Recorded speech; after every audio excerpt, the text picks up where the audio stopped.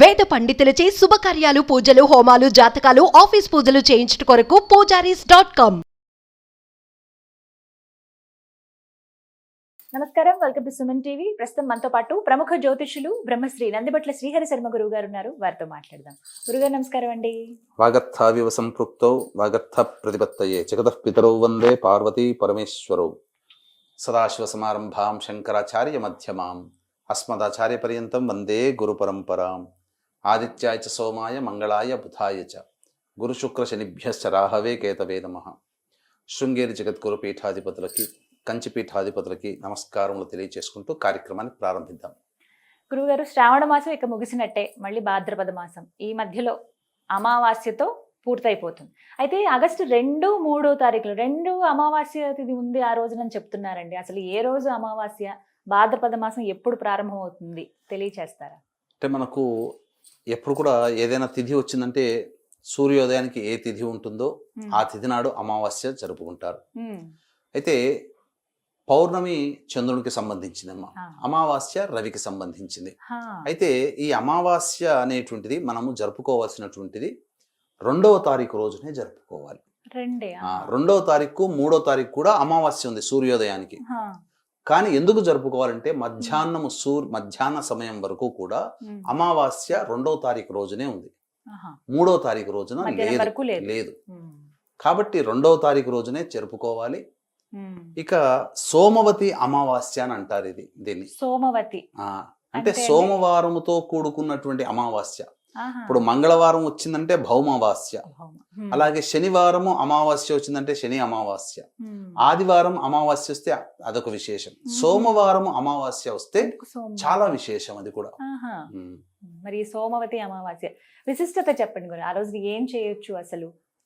సోమవతి అమావాస్యకు యొక్క విశిష్టత మనం తెలుసుకోదలిస్తే ప్రాధాన్యత తెలుసుకోవాలమ్మా.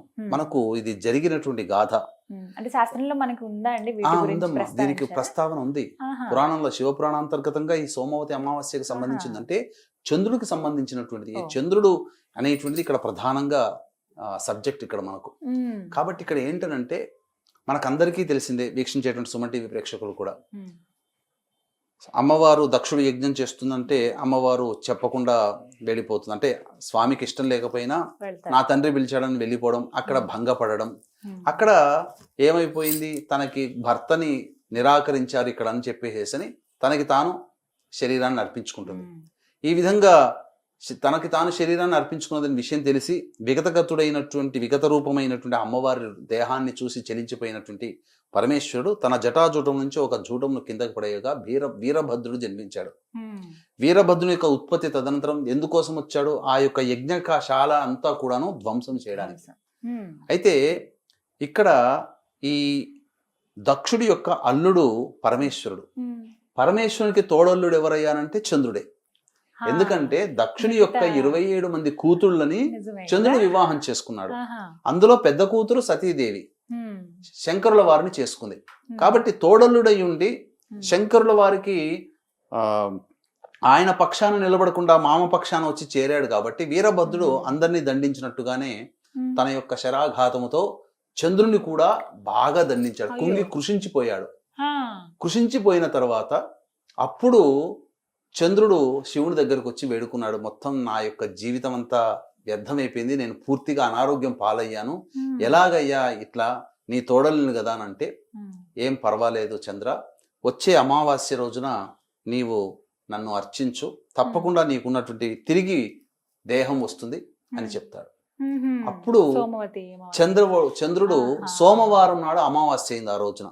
కాబట్టి చంద్రుడు ఉపాసన చేశాడు ఈశ్వరుని. ఉపాసన చేసిన సందర్భంగా అతనికి మళ్ళీ పూర్ణ ఆయుర్దాయము, పూర్ణ దేహం అనేటువంటిది సంప్రాప్తించింది. తద్వారా చంద్రుడు ఈశ్వరుణ్ణి అర్చించినాడు కాబట్టి తద్వారా తన శరీరానికి వచ్చినటువంటి అనారోగ్యము, రుగ్మతలని, అపమృత్యు భయాన్ని తొలగించుకున్నాడు. కాబట్టి ఈ రోజున ఈ సోమవతి అమావాస్య అనేటువంటి పిలువబడేటువంటి రోజున ఎవరైతే ఈ సందర్భంగా ఈశ్వరుణ్ణి అభిషేకం చేసి అర్చన చేస్తారో వారికి సకల మృత్యు భయాలు తొలగిపోతాయి. ఆ రోజున చెప్పబడి ఉందాం, శాస్త్రంలో ఉంది. కాబట్టి వీక్షించేటువంటి సుమన్ టీవీ ప్రేక్షకులు కూడా ఈ యొక్క సోమవతి అమావాస్య రోజున మీరు ఉపవాసం వీలైతే ఉపవాసం ఉండండి. ఉండి ఉదయం పూట చక్కగా ఈశ్వరుని దేవాలయానికి చేరుకొని మహన్యాసపూర్వకంగా రుద్రాభిషేకం జరిపించుకోండి, రుద్ర పారాయణం చేయించుకోండి. తదనంతరం సంధ్యా సమయంలో మళ్ళీ అదే శివాలయానికి చేరుకొని చక్కగా మారేడు దళాలతో అర్చన జరిపించుకోండి. వివాహం కావాల్సిన వాళ్ళైతే గన్నేరు పూలు మల్లెపూలతో అర్చన. అలాగే సకల విఘ్నములు చేసేటువంటి పనులలో ఆటంకాలు తొలగిపోవాలంటే దూర్వా అంటే గరికతో అర్చన. అలాగే లక్ష్మి కావాలి, ధనం కావాలనుకుని కోరుకునే వాళ్ళందరూ కూడా ఈ సంబంధించినటువంటి మారేడు దళాలతో అర్చన. పుత్ర సంతాన ప్రాప్తి కావాలి అనుకునేటువంటి వాళ్ళు నందివర్ధనం పూలతో అర్చన. ఈ విధంగా గనక చేసుకున్నట్లయితే తప్పకుండా ఆ యొక్క ఈశ్వర అనుగ్రహం అతి త్వరగా కలుగుతుందని చెప్పడంలో ఏమాత్రం సందేహం లేదు. గురుగారు, మరి ఈసారి వచ్చేటువంటి ఈ సోమవతి అమావాస్య యొక్క విశిష్టత ఏంటో తెలియచేస్తారా? మనకు అమావాస్య వచ్చిందంటేనే చాలా మంది గుర్తుకొచ్చేది ఏంటంటేనమ్మా పితృదేవతారాధన. కానీ ఈసారి మనకు వచ్చినటువంటిది ఏంటంటే మఖా నక్షత్రంతో వచ్చింది. మఖా నక్షత్రానికి అధిపతి ఎవరు? పితృదేవతలు.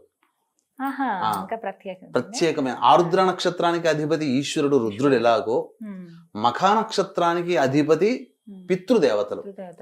పితృదేవతలు, పితృదేవత తిథి అయినటువంటి అమావాస్య, ఇవి రెండూ కలిసి వచ్చింది. చాలా అద్భుతమైనటువంటి విషయం అమ్మా, ఇది సామాన్యమైనటువంటి విషయం కాదు ఇది. కాబట్టి ఇటువంటి రోజున ఎవరైతే పితృదేవత ఆరాధన గనక చేస్తారో పితృదేవతల యొక్క అనుగ్రహం చాలా కలుగుతుంది. కాబట్టి వీక్షించేటువంటి సుమన్ టీవీ ప్రేక్షకులు కూడా వీలైతే యజ్ఞోపవీత ధారణ ఉన్న వాళ్ళైతే పిండ ప్రదానము మరియు తర్పణాది కార్యక్రమాలు బ్రాహ్మణుడికి స్వయం పాక దానం ఇవ్వాలి. లేదు సామాన్యమైనటువంటి మానవులు కూడా దేవాలయానికి చేరుకొని ఆ యొక్క పండితుల వారిని ఇంటికి పిలిపించుకొని మామూలుగా బియ్య పిండితో చేసినటువంటి పిండ ప్రదానం జరిపించి తర్పణాలు నువ్వుల నీళ్లతో వదిలించి తదనంతరం స్వయం పాక దానం ఇవ్వడం. ఈ విధంగా చేసినట్లయితే తల్లిదండ్రులమ్మ మనకి దేహాన్ని ఇచ్చారు, ఆరోగ్యంగా బ్రతుకుతున్నాం, వారి యొక్క జీన్సే. అలాగే వారు పెట్టిన పేరుతోనే ఈ ప్రపంచమంతా మనల్ని పిలుస్తుంది. వారిచ్చిన దేహమే ప్రపంచమంతా మనల్ని చూస్తుంది, మనం ప్రపంచాన్ని చూస్తున్నాం. వాళ్ళకు ఒక్కరోజు చేయలేము. కాబట్టి కృతజ్ఞతాపూర్వకంగా ఈ యొక్క సోమవతి అమావాస్య మఖా నక్షత్రం కలిసి వచ్చింది, అంత తొందరగా లేదు. ఈ సంవత్సరంలో ఇదే ఆఖరి సోమవతి అమావాస్య. మళ్ళీ కావాలన్నా ఈ సోమవతి అమావాస్య అనేటువంటిది లేదు. కాబట్టి పితృదేవత తర్పణాలు, పిండ ప్రదానాలు, స్వయం పాకదానం బ్రాహ్మడికి ఆ రోజున చేసిన ఏ దానమైనా అక్షయ ఫలితాన్ని ఇస్తుంది. ఇక ముఖ్యంగా చాలా మందికి ఏంటంటే ఈ యొక్క తర్పణాలు చేసుకునే విధానం, ఇప్పుడు ఎక్కడెక్కడో పల్లెటూళ్ళలో ఉంటారు, బ్రాహ్మలు రాలేరు. మరి అటువంటి వాళ్ళకి ఏంటంటే, ఎందుకనంటే మన ఈ యొక్క సుమన్ టీవీ అనేటువంటిది మొత్తం మారుమూల పల్లెల్లో కూడా విస్తరించిందమ్మా. కొండలు పర్వతాల్లో నివసించే వాళ్ళు కూడా చూస్తున్నారు. కాబట్టి అటువంటి వాళ్ళు బ్రాహ్మణుని పిలిపించుకోలేరు. అటువంటి వాళ్ళు ఏంటంటే వాళ్ళ పితృదేవతల యొక్క ఫోటోల దగ్గర దీపారాధన చేసి చక్కగా అప్పుడు గణపతికి నమస్కారం చేసుకొని, పితృదేవత పూజ చేసుకున్నాను గణపతి దేవ, కాబట్టి నాకు అనుజ్ఞ ఇవ్వు అని చెప్పి గణపతి యొక్క అనుగ్రహాన్ని పూజ చేసుకొని గణపతిని తలుచుకొని తదనంతరం నల్ల నువ్వులు నీళ్లు కలిపినటువంటి చెంబులో ఆ విధంగా ఆ నీళ్లు వేస్తూ ఈ యొక్క బొటనవేలు గుండా నీళ్లు పోవాలి. ఇట్లా బొటనవేలు గుండా నీళ్లు పోవాలి. ఆ నల్ల నువ్వులు నీళ్లు ఇలా ఉన్నప్పుడు ఆ నీళ్లు వేసిన తర్వాత ఇట్లా ఈ యొక్క మన అరచేతిలో వేసుకొని కుటుంబంలో ఎవరెవరైతే చనిపోయారో వాళ్ళ పేర్లు మీకేమవుతారు, వాళ్ళ వరస వాళ్ళకి మంచి జరుగుగాక వాళ్ళ పేర్లు జరుపుకొని తర్పయామి తర్పయామి తర్పయామి అని 3 సార్లు అని వదిలేస్తే ప్రతి పేరు వాళ్ళు మీకు ఏమవుతారు వాళ్ళ వరస తలుపుకొని తర్పయామి, ఆ పేరు చెప్పుకొని తర్పయామి తర్పయామి అని చెప్పి చేస్తే, ఇది ఎక్కడ చేయాలి? మర్రి చెట్టు దగ్గర చేస్తే చాలా విశేషం. పితృదేవతలకి చాలా ఇష్టమైనటువంటి వృక్షరాజము మర్రి చెట్టు. కాబట్టి మర్రి చెట్టు లేని వాళ్ళు రావి చెట్టు దగ్గరైనా చేయొచ్చు, లేదా ఇంట్లోనైనా చేయొచ్చు. కాబట్టి ఎలా చేయాలి అని అంటే దక్షిణ దిక్కు వైపు చూడాలి. మనం ఫేసు దక్షిణం వైపు పెట్టాలి. ఎందుకంటే దక్షిణ దిక్కులోనే పితృదేవతలు ఉంటారు కాబట్టి మన ఇంట్లో కూడా దక్షిణ దిక్కులోనే పితృదేవతల యొక్క ఫోటోలు పెట్టుకోవాలి. ఆ విధంగా దేవతల ఫోటోలు తూర్పు, ఉత్తరము, దక్షిణ పడమరలో పెట్టుకుంటే పితృదేవతల ఫోటోలు దక్షిణంలో పెట్టాలి.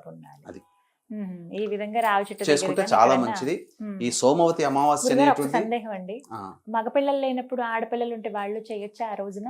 ఆ ఆడపిల్లలకి ఈ యొక్క పితృ కార్యక్రమాలు చేసేటువంటి అర్హత ఇవ్వలేదమ్మా. ఉమ్. కాబట్టి ఈ బ్రాహ్మణుడి ద్వారా చేయించవచ్చు, ద్వారా. లేదా వాళ్ళ ఇంట్లో పెద్దవాళ్ళు మగవాళ్ళు ఎవరైతే ఉంటారో బాబాయిలో ఉమ్. మేనమామలో ఉమ్. ఉమ్. వాళ్ళ ద్వారా చేయొచ్చు వదిలించవచ్చు. అంటారా? ఉమ్. కాబట్టి చాలా మహత్యమైనటువంటిది ఈ యొక్క సోమవారం.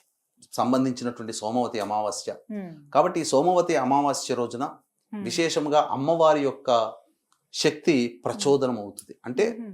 చాలా ఈ యొక్క అమావాస్య రోజునే ఎక్కువగా అమ్మవారి పూజలు చేస్తుంటారు. అమ్మవారు. అందున దశమహావిద్యలు చేసేది చాలా ప్రత్యేకమైనటువంటిది. కాబట్టి దీన్ని దృష్టిలో ఉంచుకొని ఈ యొక్క 2వ తారీఖు రోజున సోమవతి అమావాస్య వచ్చింది కాబట్టి మా ఆధ్వర్యంలో ఉమ్. ఈ యొక్క సోమవతి అమావాస్య రోజున వారాహి హోమము, ఉమ్. ప్రత్యంగిర హోమము, బగళాముఖి హోమము, రాజశ్యామల హోమములు ఉమ్. ఇవన్నీ కూడాను చేయించడం జరుగుతుందమ్మా వాళ్ళ మ్మ్. గోత్రనామాదు కుటుంబ ఈ సంబంధించినటువంటి గోత్రనామాదులతో.